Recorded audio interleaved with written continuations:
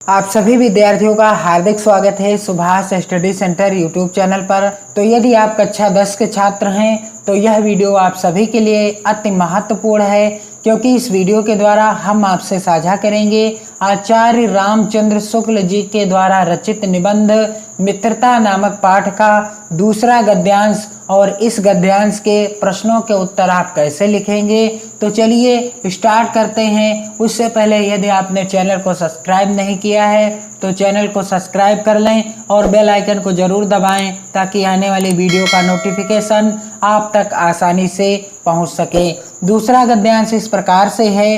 विश्वास पात्र मित्र जीवन की एक औषधि है। हमें अपने मित्रों से यह आशा रखनी चाहिए कि वह उत्तम संकल्पों में हमें दृढ़ करेंगे, दोष और त्रुटियों से हमें बचाएंगे, हमारे सत्य, पवित्रता और मर्यादा के प्रेम को पुष्ट करेंगे। जब हम कुमार्ग पर पैर रखेंगे तब वह हमें सचेत करेंगे, जब हम हतोत्साहित होंगे तब हमें उत्साहित करेंगे। सारांश यह है कि वह हमें उत्तमता पूर्वक जीवन निर्वाह करने में हर तरह से सहायता देंगे। सच्ची मित्रता में उत्तम से उत्तम वैद्य की सी निपुणता और परख होती है। अच्छी से अच्छी माता का सा धैर्य और कोमलता होती है। ऐसी ही मित्रता करने का प्रयत्न पुरुष को करना चाहिए। और इस गद्यांश का सबसे पहला प्रश्न है, उपर्युक्त गद्यांश के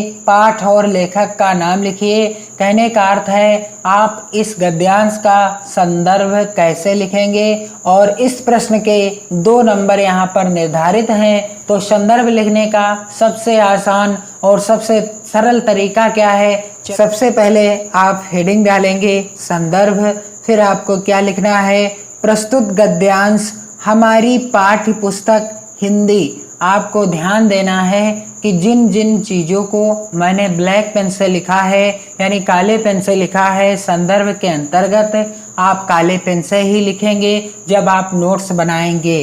के गद्य खंड में संकलित मित्रता नामक निबंध से अवतरित है। जो गद्यांश है वह हमारी पाठ्य पुस्तक हिंदी के गद्य खंड में संकलित किस पाठ से अवतरित है, मित्रता नामक निबंध से अवतरित है, और जिसके लेखक आचार्य रामचंद्र शुक्ल जी हैं। मित्रता नामक पाठ के लेखक कौन हैं, आचार्य रामचंद्र शुक्ल जी, जिनका जन्म सन 1884 ईस्वी में बस्ती जिले के अंतर्गत अगोना नामक ग्राम में हुआ था।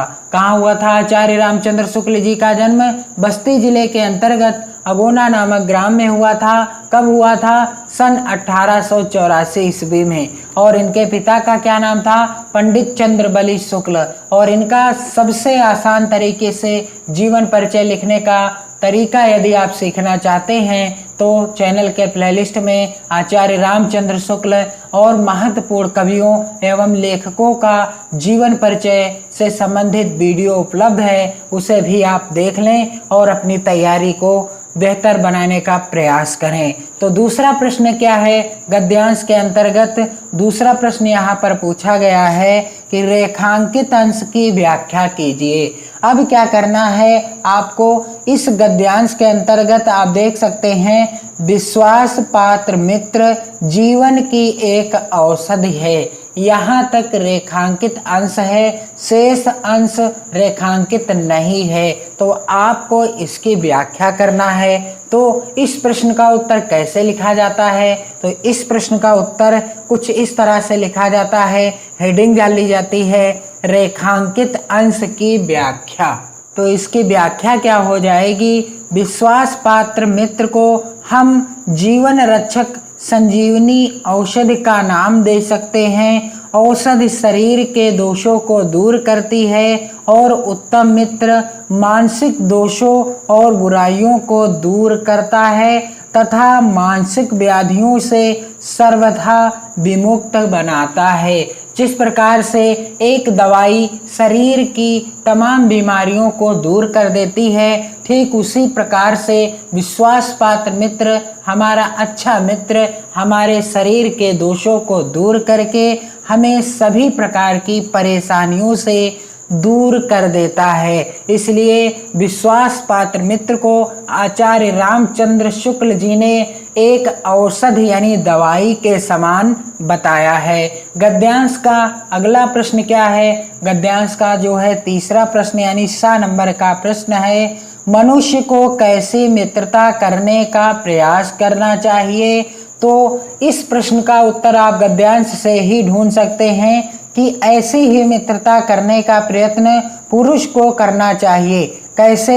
यहाँ पर आप देख सकते हैं कि सच्ची मित्रता में उत्तम से उत्तम वैद्य की सी निपुणता और परख होती है, अच्छी से अच्छी माता का साधैर्य और कोमलता होती है। ऐसी ही मित्रता करने का प्रयत्न पुरुष को करना चाहिए। अधिकांश प्रश्न का उत्तर गद्यांश में ही मिल जाता है, आपको रटना नहीं पड़ता, बस आपको थोड़ा सा दिमाग लगाना है और प्रश्न 6 के अंतर्गत जो पूछा जाए उसका उत्तर गद्यांश के अंतर्गत ही मिल जाता है।